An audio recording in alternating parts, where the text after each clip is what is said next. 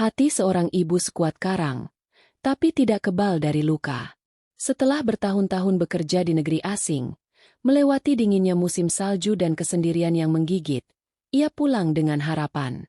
Namun, yang menyambutnya bukan pelukan hangat, melainkan tatapan dingin anak yang ia rindukan setiap malam. Halo sahabat, hari ini kita akan menyelami kisah seorang ibu yang berjuang di negeri orang demi masa depan anaknya. Namun, saat ia pulang, yang ia temukan justru kebencian. Simak kisah ini sampai akhir, dan jangan lupa like, komen, serta subscribe agar tidak ketinggalan cerita-cerita lainnya. Mari kita simak cerita selengkapnya. Sejak suaminya meninggal, Lina tahu hidupnya tak akan pernah sama lagi. Sebelumnya, ia menjalani kehidupan sederhana namun bahagia sebagai seorang ibu rumah tangga yang mengurus suami dan anaknya. Meski penghasilan suaminya tidak besar, setidaknya cukup untuk memenuhi kebutuhan sehari-hari. Namun, takdir berkata lain. Sebuah kecelakaan tragis merenggut nyawa sang suami, meninggalkan Lina dalam kebingungan dan kesedihan yang mendalam. Dunia yang selama ini terasa aman dan nyaman, seketika berubah menjadi penuh ketidakpastian. Ia hanya seorang ibu tanpa pekerjaan tetap, tanpa tabungan yang cukup, dan tanpa siapapun yang bisa ia andalkan sepenuhnya. Namun, ada satu hal yang membuatnya tetap kuat, anaknya. Anak satu-satunya yang kini menjadi alasan terbesarnya untuk terus bertahan. Lina mencoba berbagai cara untuk tetap bertahan di tanah air. Ia menjual makanan kecil di depan rumah, mencoba menjadi buruh cuci, bahkan sempat melamar pekerjaan di pabrik. Namun, semua itu tak cukup untuk menutupi biaya sekolah anaknya yang terus meningkat. Setiap kali melihat tagihan yang belum terbayar, hatinya semakin terhimpit. Hingga suatu hari, seorang tetangganya menceritakan tentang pekerjaan di Jepang. Gajinya besar, cukup untuk menghidupi keluarga di Indonesia. Namun, ada harga yang harus dibayar, waktu dan jarak. Lina bimbang. Meninggalkan anaknya untuk waktu yang lama terasa seperti mengkhianati perannya sebagai seorang ibu. Namun, jika ia tetap di sini tanpa kepastian, masa depan anaknya mungkin tidak akan secerah yang ia harapkan. Dengan berat hati, Lina akhirnya mengambil keputusan terbesar dalam hidupnya. Ia mendaftar sebagai tenaga kerja migran dan menjalani pelatihan selama beberapa bulan. Prosesnya tidak mudah. Ia harus belajar bahasa Jepang, memahami budaya yang berbeda, serta berlatih menjadi perawat lansia. Setiap malam, ia menangis diam-diam, memikirkan anaknya yang masih kecil. Bagaimana jika anaknya sakit? Bagaimana jika ia merasa kesepian? Namun, ia menenangkan diri dengan satu keyakinan. Semua ini untuk masa depan yang lebih baik. Tahun pertama di Jepang adalah neraka bagi Lina. Ia bekerja di sebuah panti jompo, merawat para lansia yang kebanyakan tidak bisa berkomunikasi dengan baik. Setiap hari, ia harus membersihkan mereka, memberi makan, membantu mereka berjalan, bahkan menemani mereka di saat-saat terakhir hidup mereka. Beban kerja yang berat membuat tubuhnya seringkali terasa remuk redam. Ia hanya bisa tidur beberapa jam setiap malam, itu pun dengan badan yang terasa nyeri. Cuaca di Jepang juga sangat berbeda dengan di Indonesia. Saat musim dingin datang, ia merasa seperti tinggal di dalam lemari es. Jari-jarinya kaku, kulitnya pecah-pecah, dan udara yang menusuk tulang membuatnya semakin sulit bertahan. Namun, sesulit apapun keadaannya, Lina tidak pernah lupa alasan mengapa ia ada di sini.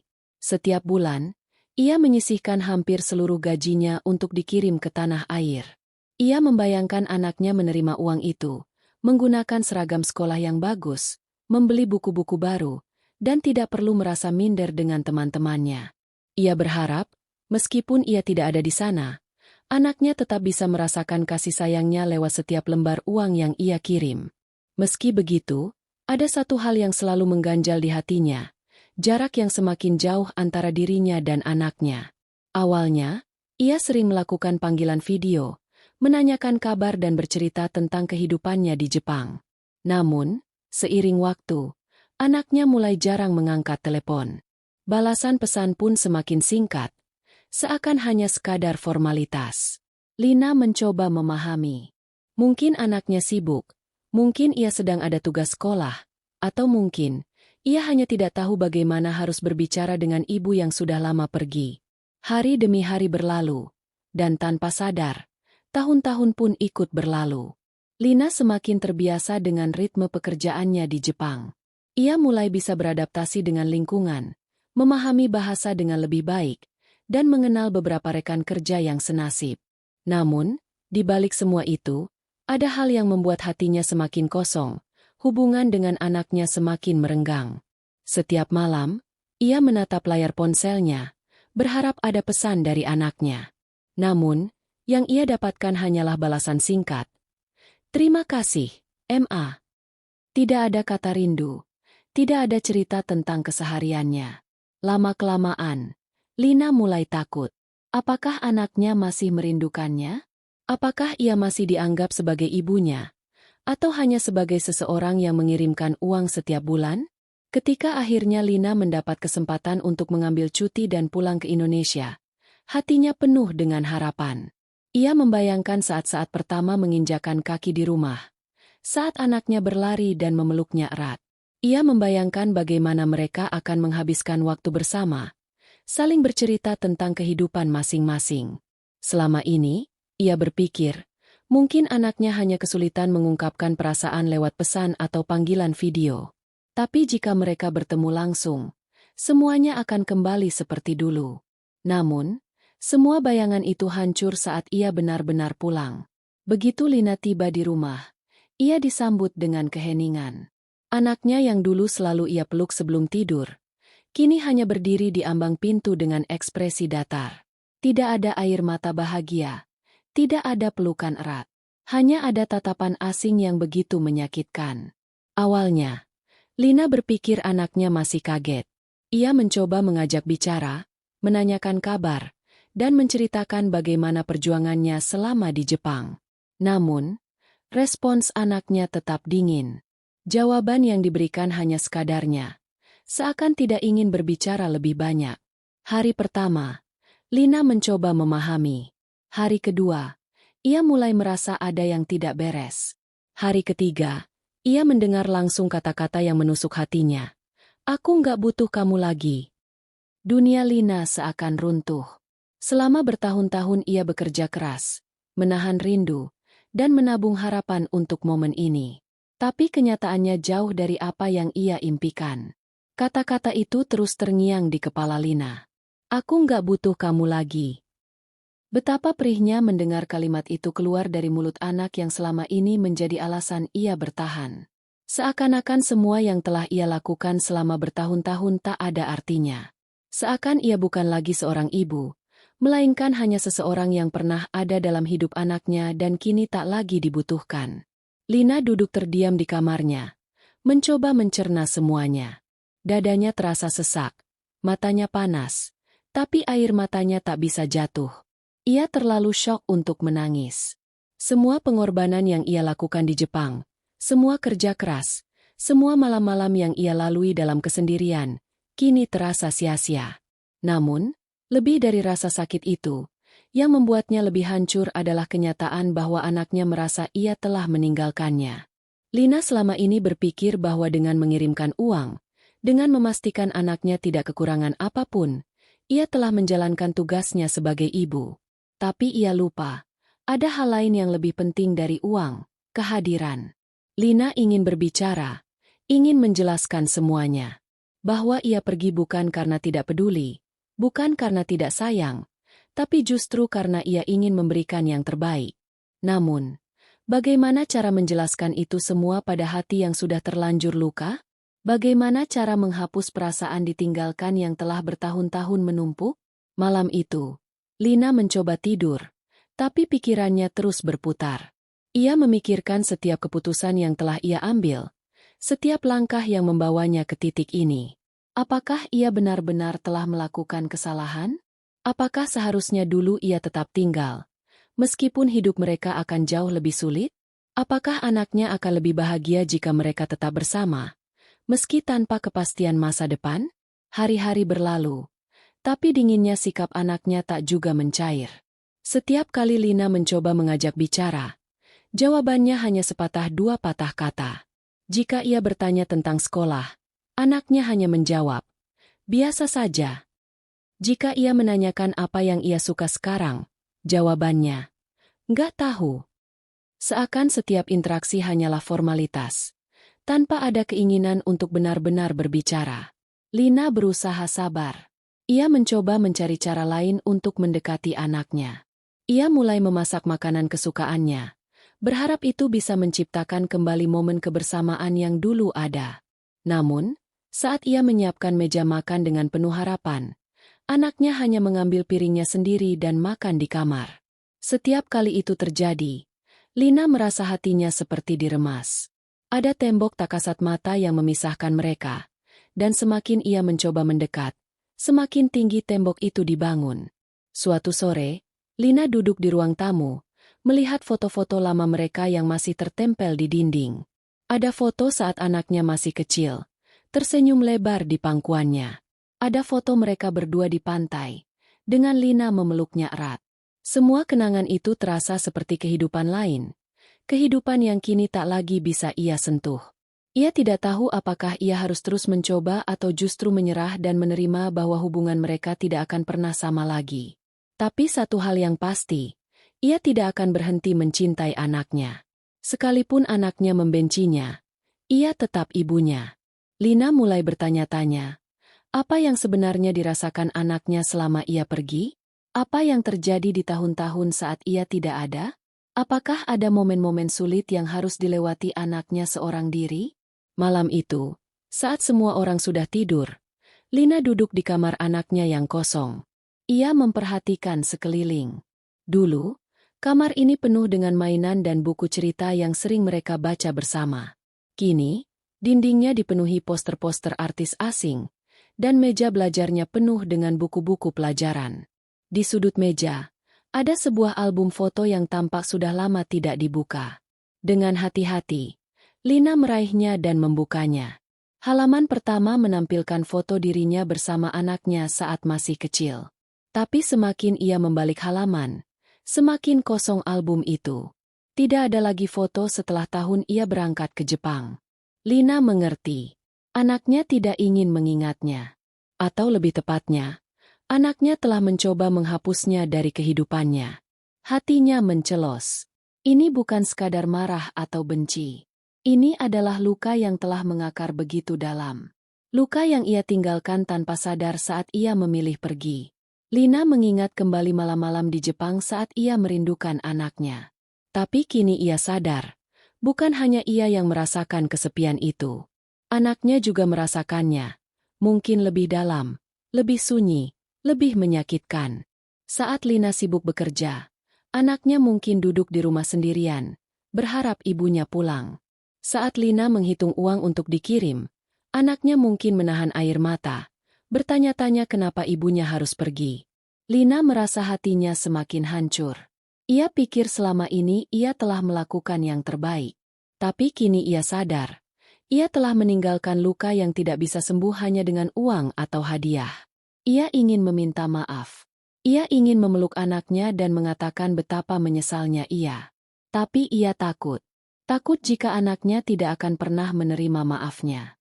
Namun, apakah seorang ibu punya pilihan selain terus mencoba? Keesokan paginya, Lina bangun dengan tekad baru. Ia tahu, ia tidak bisa mengubah masa lalu. Tapi mungkin, masih ada cara untuk memperbaiki masa depan. Ia mulai dengan hal-hal kecil. Setiap pagi, ia tetap menyiapkan sarapan, meskipun anaknya tidak mau makan bersamanya. Setiap hari, ia tetap bertanya kabarnya, meskipun jawabannya masih dingin. Lina sadar, anaknya butuh waktu. Luka yang ia tinggalkan tidak bisa sembuh dalam semalam. Tapi ia percaya, selama ia tetap ada, selama ia menunjukkan bahwa ia benar-benar ingin memperbaiki semuanya, mungkin suatu hari, anaknya akan mulai membukakan hatinya lagi. Dan mungkin, meskipun tidak hari ini, tidak besok, tapi suatu hari nanti, anaknya akan mengerti bahwa segala yang ia lakukan, meskipun menyakitkan, adalah karena ia mencintainya lebih dari apapun di dunia ini. Suatu malam, saat Lina sedang merapikan dapur, anaknya tiba-tiba berdiri di ambang pintu. Tidak ada kata-kata, hanya keheningan. Tapi untuk pertama kalinya sejak ia pulang, ada sesuatu yang berbeda dalam tatapan anaknya. Bukan kebencian, bukan kemarahan, tapi sesuatu yang lebih lembut, lebih rapuh, seperti seseorang yang ingin berbicara, tapi tidak tahu harus mulai dari mana. Lina tidak mengatakan apa-apa. Ia hanya tersenyum kecil, memberikan ruang, memberikan waktu.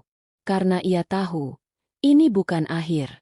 Ini adalah awal dari perjalanan baru. Perjalanan untuk menemukan kembali apa yang pernah hilang. Lina menyadari satu hal yang tidak pernah benar-benar ia hadapi selama ini, bahwa kepergiannya meninggalkan luka yang dalam bagi anaknya. Bukan hanya soal jarak fisik, tetapi juga luka emosional yang tak bisa dihapus hanya dengan kata maaf.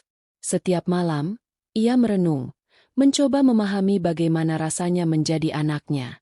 Selama bertahun-tahun, anaknya mungkin melihat teman-temannya dijemput orang tua di sekolah, sementara ia harus pulang sendiri. Mungkin, saat ia sakit, tidak ada tangan hangat ibunya yang mengelus kepalanya. Mungkin, saat ia meraih prestasi di sekolah, tidak ada yang menunggu di rumah untuk merayakannya. Semua itu adalah kenangan yang ia lewatkan, momen-momen yang tidak bisa ia ulang. Lina kini sadar bahwa bukan hanya ia yang berkorban. Anaknya pun telah berjuang sendirian dalam kesepian, mencoba bertahan tanpa sosok ibu yang selalu ada di sisinya. Mungkin itulah sebabnya kini ia merasa sulit untuk menerima kehadiran Lina kembali dalam hidupnya. Ia telah belajar untuk hidup tanpa ibunya, dan kini kehadiran Lina hanya mengingatkannya pada rasa sakit yang telah lama ia coba lupakan. Tapi meskipun kenyataan ini pahit, Lina tidak akan lari lagi. Jika dulu ia pergi demi masa depan anaknya, kini ia memilih untuk bertahan demi membangun kembali hubungan yang telah retak.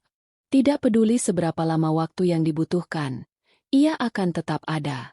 Lina tidak langsung berharap anaknya akan memaafkannya dalam sekejap. Ia tahu, luka yang sudah bertahun-tahun ada tidak akan sembuh dalam semalam. Maka, ia mulai dengan langkah-langkah kecil. Ia tidak lagi memaksa anaknya untuk berbicara dengannya. Tidak lagi bertanya kenapa ia bersikap dingin. Ia hanya ada di sana, diam-diam menunjukkan bahwa ia benar-benar ingin menjadi bagian dari hidup anaknya lagi. Setiap pagi, ia tetap menyiapkan sarapan. Jika anaknya tidak mau makan bersamanya, tidak masalah. Ia tetap melakukannya setiap hari. Setiap kali anaknya pulang sekolah, ia memastikan rumah dalam keadaan rapi, seperti dulu saat mereka masih tinggal bersama. Jika anaknya menghabiskan waktu di kamar, Lina tidak mengetuk atau memaksa masuk. Ia hanya menunggu, berharap suatu hari anaknya akan keluar dengan keinginan sendiri untuk berbicara dengannya.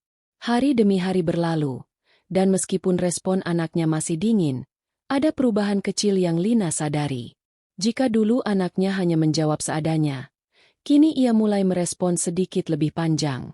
Jika dulu ia selalu makan di kamar, kini terkadang ia mengambil makanan di meja sebelum kembali ke dalam. Itu mungkin hal kecil, tetapi bagi Lina, itu adalah tanda bahwa tembok yang selama ini ada perlahan mulai retak. Ia tidak terburu-buru. Ia hanya ingin anaknya tahu bahwa ia tidak akan pergi lagi. Suatu sore, Lina sedang duduk di teras rumah, menikmati angin yang berhembus pelan. Matanya menerawang, pikirannya masih dipenuhi rasa bersalah dan penyesalan. Tapi tiba-tiba, suara anaknya memecah keheningan. "Bu, dulu waktu di Jepang, apa ibu pernah kepikiran buat pulang?" Lina menoleh, hatinya berdebar. Ini pertama kalinya anaknya bertanya tentang masa lalu mereka. Sebuah pertanyaan sederhana, tetapi memiliki makna yang begitu dalam. Lina menarik napas dalam, mencoba mencari jawaban yang tepat. Ia tidak ingin berbohong, tidak ingin memberikan jawaban yang hanya akan memperburuk keadaan. Jadi, ia memilih untuk jujur. "Aku selalu ingin pulang," jawabnya dalam hati. Meskipun ia tahu bahwa anaknya mungkin tidak akan langsung percaya. Tapi setidaknya, ini adalah awal. Malam itu, untuk pertama kalinya sejak Lina pulang, anaknya duduk bersamanya di meja makan. Tidak ada percakapan panjang, tidak ada momen emosional yang berlebihan, tetapi kehadiran anaknya di sana sudah cukup membuat hati Lina terasa lebih hangat. Saat mereka makan, Lina melihat raut wajah anaknya yang sedikit lebih lembut. Tatapan matanya yang dulu penuh kemarahan, kini mulai menunjukkan sesuatu yang berbeda, seperti seseorang yang ingin berbicara, tapi masih ragu. Lalu, perlahan, anaknya mulai berbicara. Ia tidak langsung menceritakan semuanya, tetapi sedikit demi sedikit, Lina mulai memahami apa yang selama ini ia rasakan. Ia bercerita bagaimana saat kecil ia selalu menunggu telepon dari ibunya, tetapi seringkali harus tidur dengan kecewa karena panggilan itu tidak datang. Ia bercerita tentang hari-hari saat ia merasa sendiri, saat teman-temannya memiliki keluarga yang lengkap sementara ia hanya bisa berharap ibunya ada di sisinya. Ia bercerita bagaimana setiap kali ia mendapat uang dari ibunya, ia merasa bukan bahagia, tetapi justru semakin sedih, karena itu hanya mengingatkannya bahwa ibunya jauh. Lina mendengarkan semuanya dengan hati yang perih. Ia ingin memeluk anaknya, ingin mengatakan bahwa ia menyesal, tetapi ia tidak ingin memaksakan sesuatu yang belum siap diterima anaknya. Jadi, ia hanya mendengarkan, membiarkan anaknya mengeluarkan semua beban yang selama ini ia pendam. Setelah sekian lama, Lina akhirnya memahami bahwa ada satu hal yang lebih penting daripada sekadar meminta maaf, yaitu membuktikan bahwa ia benar-benar ingin memperbaiki semuanya. Anaknya mungkin belum sepenuhnya memaafkannya. Luka yang telah ada selama bertahun-tahun tidak akan bisa hilang begitu saja. Tetapi, setidaknya kini mereka sudah mulai berbicara. Setidaknya kini ada sedikit celah yang bisa mereka gunakan untuk membangun kembali hubungan mereka. Lina tidak akan memaksa. Ia tahu, anaknya butuh waktu. Tapi ia juga tahu, selama ia tetap ada di sini, selama ia tetap menunjukkan kasih sayangnya dengan cara yang tidak lagi menyakitkan, suatu hari nanti, hubungan mereka akan pulih. Mungkin tidak akan kembali seperti dulu. Mungkin tidak akan sesempurna yang ia harapkan. Tapi bagi Lina, cukup mengetahui bahwa anaknya masih membutuhkannya, masih mau berbicara dengannya, sudah lebih dari cukup. Karena bagi seorang ibu, cinta tidak diukur dari seberapa cepat anaknya memaafkan. Cinta adalah tentang tetap bertahan, tetap ada, dan tetap mencintai, tanpa syarat, tanpa batas, tanpa perlu kata maaf yang diucapkan. Hari-hari berlalu dengan ritme yang sama, tetapi sesuatu dalam hubungan Lina dan anaknya perlahan berubah. Tidak ada lagi keheningan yang sepenuhnya dingin. Meski masih ada jarak, tetapi tidak lagi terasa sejauh dulu. Kadang, anaknya mulai menyahut ketika Lina bertanya sesuatu, meskipun hanya sebatas jawaban singkat. Kadang, ia tetap makan di kamarnya, tetapi ada hari-hari di mana ia diam-diam duduk di meja makan tanpa Lina harus memintanya. Lina tahu ini adalah proses yang panjang. Luka yang telah ada bertahun-tahun tidak akan sembuh dalam semalam. Tetapi, setiap langkah kecil ini adalah tanda bahwa mereka sedang bergerak ke arah yang benar. Suatu sore, Lina mendapati anaknya duduk di ruang tamu, menonton televisi. Ini hal yang biasa bagi sebagian keluarga. Tetapi bagi Lina, ini berarti banyak. Ia mengambil cangkir teh dan duduk di kursi seberang, tidak berkata apa-apa. Ia hanya ingin berada di sana, menemani, tanpa menuntut apapun. Waktu berlalu, dan tanpa sadar, mereka mulai terbiasa dengan keberadaan satu sama lain. Anak Lina tidak lagi langsung menghindar saat melihatnya. Kadang, ia mengangguk kecil sebagai bentuk salam ketika pulang sekolah. Bagi Lina, itu adalah harapan kecil yang begitu berharga. Suatu pagi, saat Lina bangun dan hendak menyiapkan sarapan seperti biasa, ia menemukan sesuatu di meja makan. Sebuah piring kosong dan secangkir teh yang sudah dingin. Ia menatapnya sejenak, lalu matanya mengarah ke wastafel. Di sana, ada sisa piring yang telah dicuci. Lina tidak bisa menahan senyum kecil yang terbentuk di wajahnya. Ini mungkin hal sepele, tetapi bagi seorang ibu yang sedang berusaha mendapatkan kembali hati anaknya, ini adalah keajaiban kecil. Mungkin anaknya masih sulit untuk mengungkapkan perasaannya dengan kata-kata, tetapi tindakan kecil ini sudah cukup berbicara banyak. Lina menghela napas lega, membiarkan kehangatan mengisi dadanya. Ini adalah pertama kalinya sejak ia pulang. Ia merasa bahwa anaknya benar-benar mulai menerimanya kembali. Beberapa hari kemudian, saat Lina sedang membersihkan kamar anaknya, ia menemukan sebuah kertas terlipat di atas meja belajar. Awalnya, ia ragu untuk membukanya. Ia tidak ingin melanggar privasi anaknya. Namun, rasa penasaran yang begitu besar membuatnya akhirnya memberanikan diri untuk melihat isi kertas itu. Matanya berkaca-kaca saat ia membaca tulisan yang tergores di sana. Bu, aku nggak tahu kenapa masih sulit untuk bicara langsung sama ibu. Tapi aku ingin ibu tahu. Aku nggak benci sama ibu. Aku hanya masih sakit. Tapi aku tahu ibu berusaha. Dan aku ingin coba pelan-pelan terbiasa lagi. Lina menutup mulutnya dengan tangan, menahan isak yang hampir keluar. Ini adalah hal yang tidak pernah ia duga. Anaknya mungkin masih memiliki luka, tetapi setidaknya ia mencoba. Dan itu lebih dari cukup bagi Lina. Malam itu, saat Lina duduk di ruang tamu, anaknya keluar dari kamar dan berjalan ke dapur. Ia mengambil segelas air, lalu tiba-tiba berkata, "Bu, besok bisa antar aku ke sekolah." Lina nyaris tidak percaya dengan apa yang baru ia dengar. Sekian lama ia merasa ditolak. Kini anaknya sendiri yang meminta kebersamaannya. Ia menatap anaknya, lalu tersenyum kecil. Tentu. Itu hanya satu kata. Satu jawaban sederhana. Tapi di baliknya, ada harapan yang besar. Keesokan paginya, Lina mengendarai motor menuju sekolah anaknya. Rasanya seperti mimpi. Sesuatu yang selama ini ia anggap mustahil, kini terjadi. Mereka tidak banyak berbicara di sepanjang perjalanan, tetapi keberadaan mereka berdua di motor yang sama sudah cukup untuk mengisi kekosongan yang dulu terasa begitu besar. Saat tiba di depan gerbang sekolah, anaknya turun dari motor. Ia ragu sejenak, sebelum akhirnya berkata dengan pelan, "Makasih, Bu." Lina hanya bisa tersenyum, menahan air mata yang nyaris jatuh. Ini adalah keajaiban yang sesungguhnya, bukan karena sesuatu yang besar, tetapi karena akhirnya, anaknya telah memberikan celah bagi dirinya untuk masuk kembali ke dalam hidupnya. Dan bagi seorang ibu, itu adalah hadiah terbesar yang bisa ia terima. Hari demi hari, hubungan mereka semakin membaik. Tidak ada lagi kebekuan yang menusuk seperti dulu.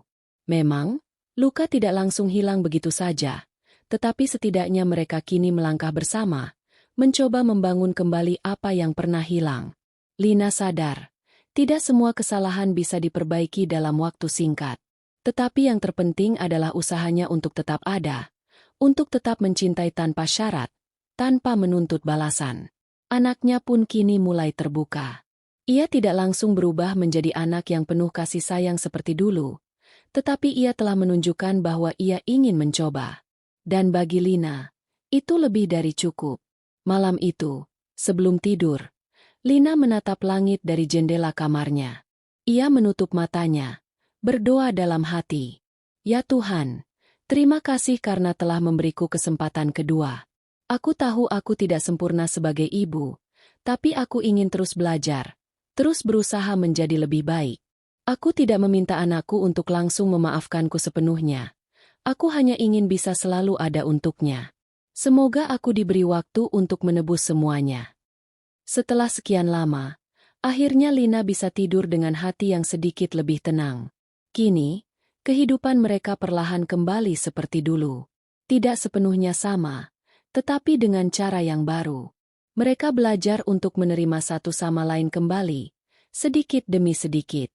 Lina tidak lagi mengharapkan kesempurnaan. Ia hanya ingin memastikan anaknya tahu bahwa kali ini, ia tidak akan pergi lagi. Mereka telah melalui banyak luka, tetapi mereka juga telah menemukan jalan untuk pulih bersama. Kisah Lina bukanlah kisah yang langka. Banyak orang tua yang harus meninggalkan anaknya demi masa depan yang lebih baik. Namun, terkadang, mereka lupa bahwa masa depan bukan hanya soal materi, tetapi juga tentang kebersamaan, tentang hadir secara nyata dalam kehidupan anak-anak mereka. Jika ada satu hal yang Lina pelajari dari semua ini, itu adalah bahwa cinta seorang ibu bukan hanya tentang memberi, tetapi juga tentang tetap ada. Perjalanan Lina dan anaknya belum berakhir. Mereka masih memiliki banyak hal yang harus diperbaiki, banyak waktu yang harus dikejar. Tapi setidaknya, mereka kini berjalan di jalan yang sama. Bagi siapapun yang membaca kisah ini, Semoga kalian selalu diberikan kesempatan untuk memperbaiki hubungan dengan orang-orang terkasih. Jangan menunggu waktu yang tepat, karena waktu terus berjalan. Jika kalian suka dengan kisah ini, jangan lupa like, komen, dan subscribe. Bagikan juga kisah ini jika menurut kalian bisa menginspirasi orang lain. Terima kasih sudah membaca, dan semoga kita semua selalu diberi kesempatan untuk mencintai dan dicintai.